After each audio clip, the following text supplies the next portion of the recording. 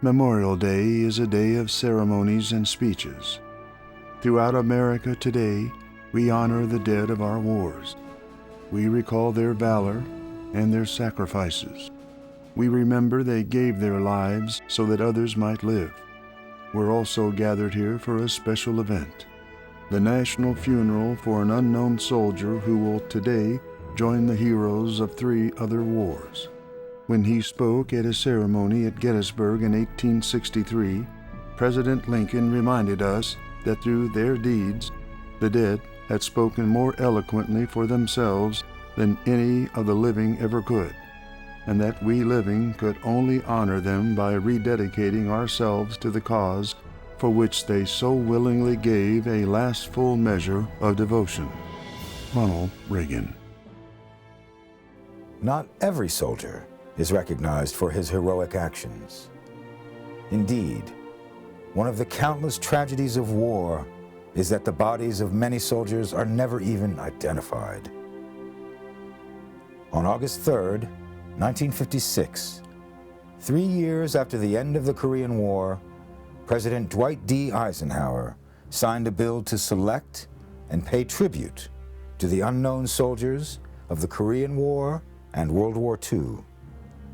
These soldiers would be buried in the Tomb of the Unknowns at Arlington National Cemetery. The Tomb of the Unknowns was created in response to the mass casualties of World War I. The idea of honoring the unknown dead, of which there were so many in World War I, began in Great Britain in 1920. Then, in March 1921, the U.S. Congress approved a plan to return the body of an unknown American soldier from the war and bury him with full honors in a tomb to be constructed at the Memorial Amphitheater in Arlington National Cemetery.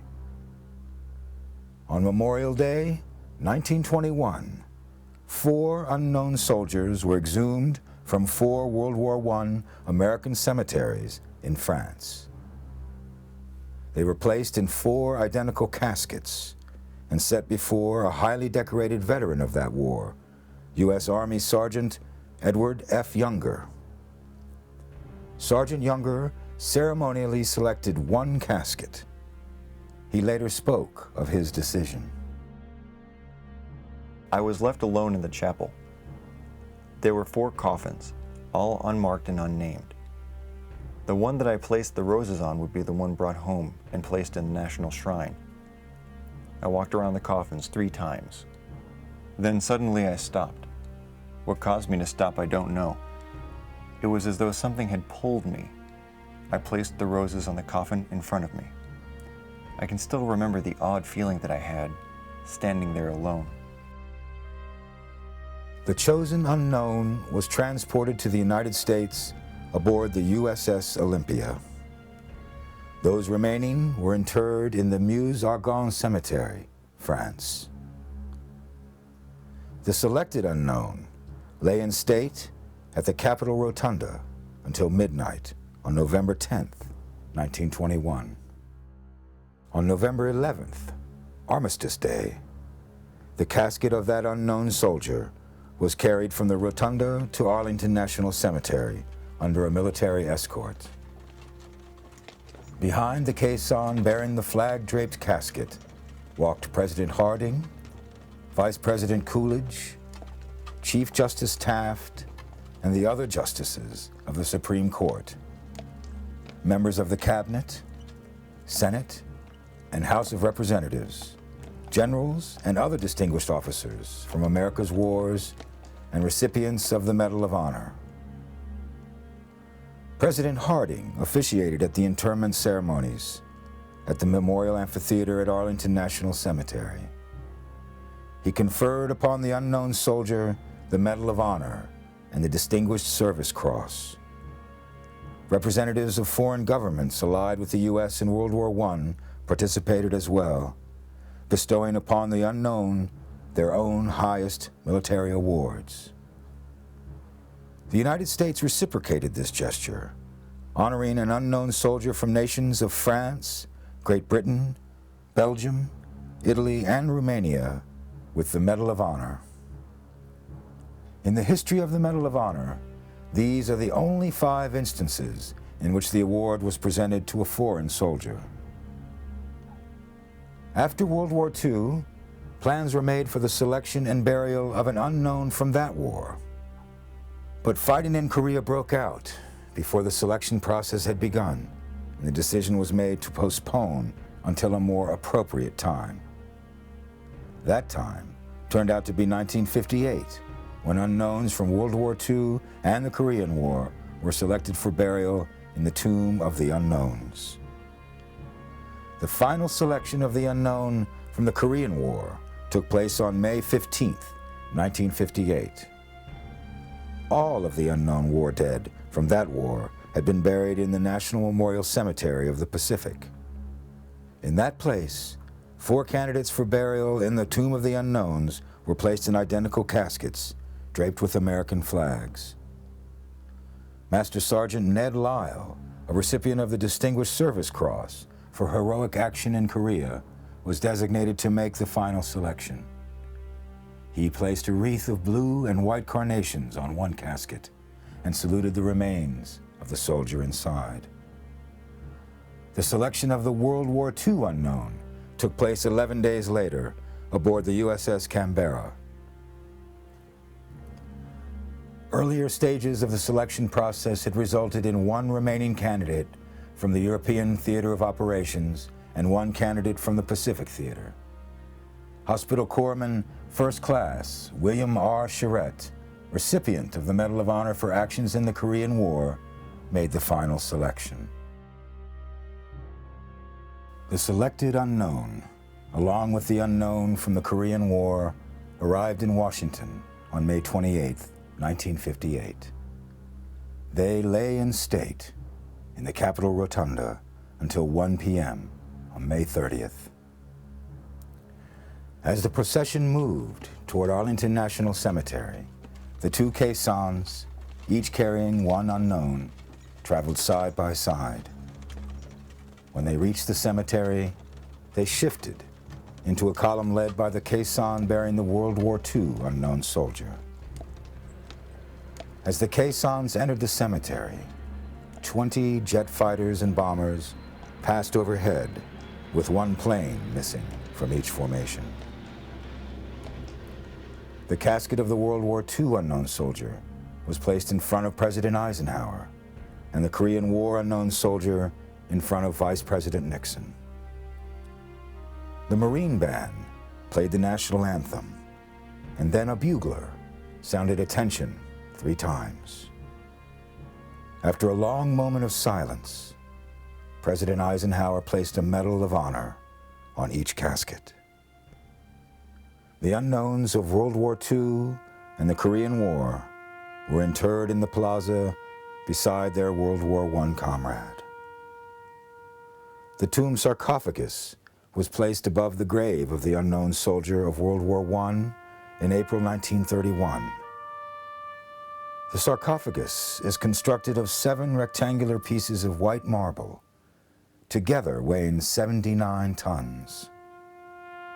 On the west panel of the sarcophagus, facing the amphitheater, are the words, "Here rests, in honored glory, an American soldier, known but to God." On the east panel, facing the Capitol, 3 Greek figures have been sculpted. On the left stands Peace, holding a dove in one hand. On the right stands Valor, bearing a broken sword in his hands. In the center stands Victory, holding hands with Peace while extending an olive branch to Valor. The north and south panels present a total of 6 inverted wreaths, each representing a major campaign of World War I. West of the sarcophagus are the crypts of unknowns from World War II, Korea, and Vietnam. Those 3 graves are marked with white marble slabs that lie flush with the plaza. Since April 6, 1948, the Tomb of the Unknown Soldier has been guarded 24 hours a day 365 days a year, regardless of weather. In blazing sun, freezing snow, and even in the face of hurricanes, the Sentinels continue their watch. The Sentinels, members of the 3rd Infantry, or Old Guard, are famous for the precision of their march and changing of the guard. My dedication to this sacred duty is total and wholehearted. In the responsibility bestowed on me, never will I falter. And with dignity and perseverance, my standard will remain perfection. Through the years of diligence and praise, and the discomfort of the elements, I will walk my tour in humble reverence to the best of my ability. It is he who commands the respect I protect. His bravery that made us so proud, surrounded by well-meaning crowds by day, alone in the thoughtful peace of night. This soldier will in honored glory rest under my eternal vigilance. The Sentinel's Creed.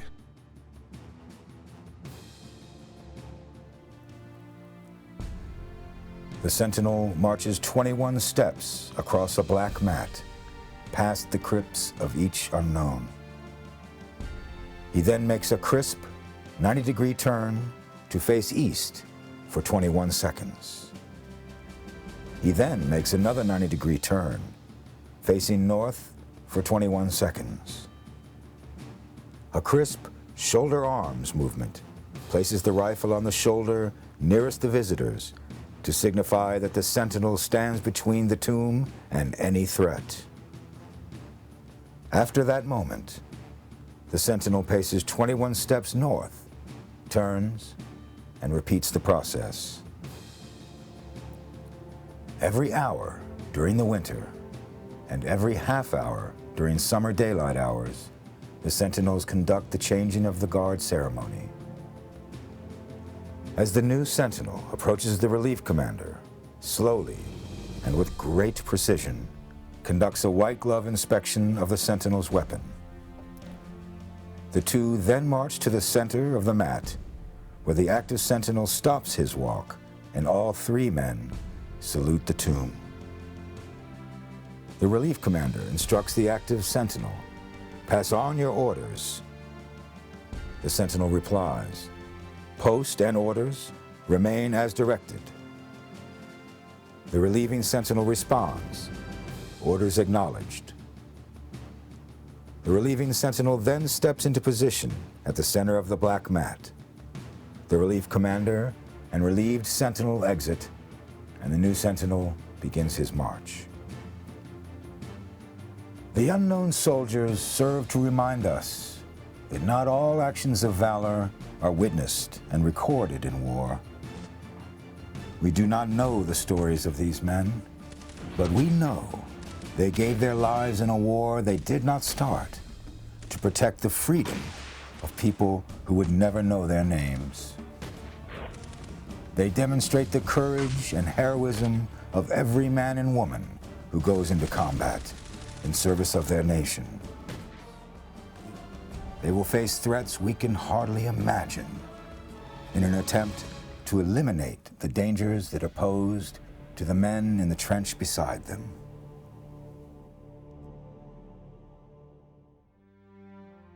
Thanks for watching. If you'd like to help us produce more compelling historical content like this, please like, comment below, and share this video with fellow history buffs. And of course, be sure to subscribe to help keep history happening.